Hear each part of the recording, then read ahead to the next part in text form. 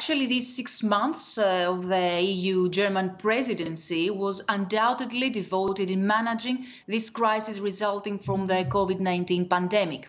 And of course, Germany can at least claim victory over keeping the bloc united, especially given the exceptional conditions. Germany managed to take the leadership and show leadership actually when it comes to economy. And of course, the response to this pandemic when it comes to economy.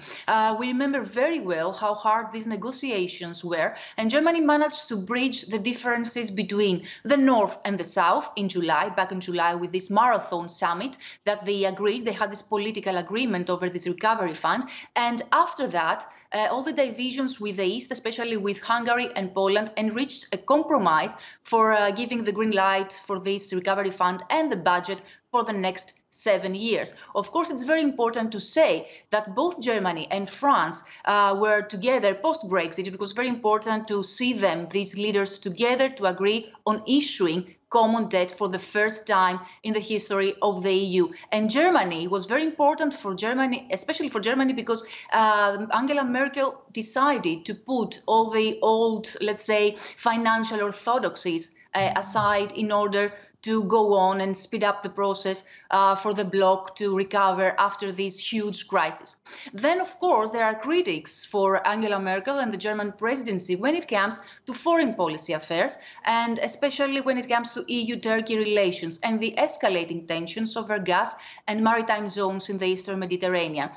We saw that Germany took a mediator role. Personally, Heiko Maas was visiting all the capitals needed in order to bring the Turkish President Erdogan back to a more cooperative approach, let's say. But finally, he failed, and Germany failed to do that. And even when it came to sanctions that the EU was threatening to impose on Turkey, we saw that the last decision by the EU summit, by the EU leaders, was too limited, too weak, and we could say that it's still pending. Okay, Effie, what work has been left for Portugal to do when it takes over?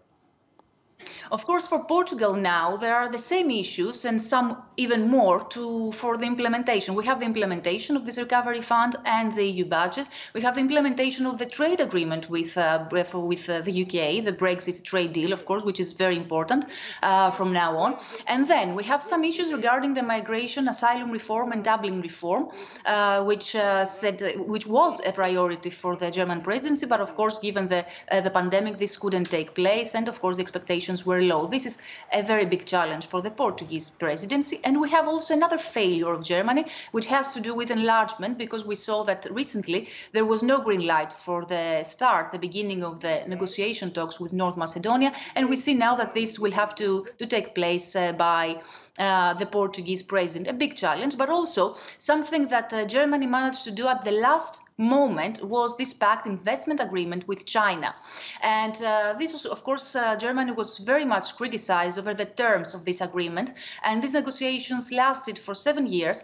And there are many saying that also the ratification process will last for many months ahead. And of course, Portuguese presidency has a lot to do over this. And we have to keep in mind that next month we have the inauguration of Joe Biden, the next American president, and we will see for sure some work to be done regarding the new transatlantic relations.